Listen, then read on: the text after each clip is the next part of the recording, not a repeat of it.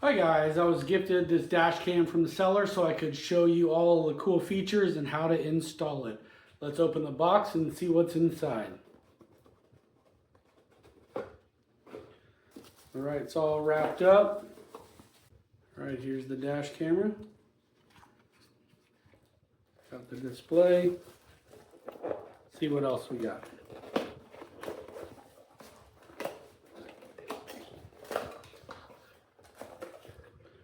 Suction cup mount for it.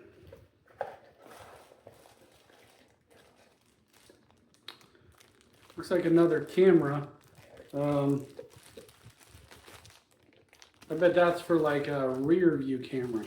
That's cool. Power cord. And manual. And it looks like a screen protector. I'm going to go install it and show you how I do that.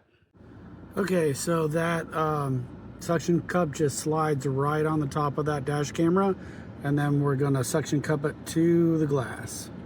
Okay, that was really easy to do. Now we're going to plug in the power. All right, so I actually moved it up so I could get a better image on that camera, but it looks crystal clear. I just decided to run the cable down here and then down to my cigarette lighter.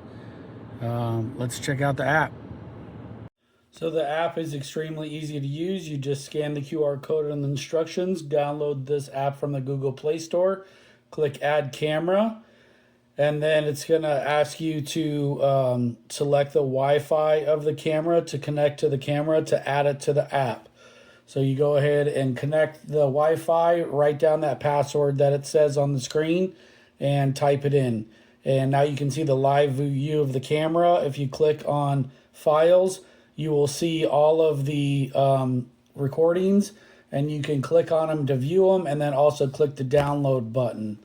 It does come with an SD card in it already, so you need to buy that. It's a 32 gigabit SD card, so that's all included in the package. So if you need a dash camera, go ahead and get this one.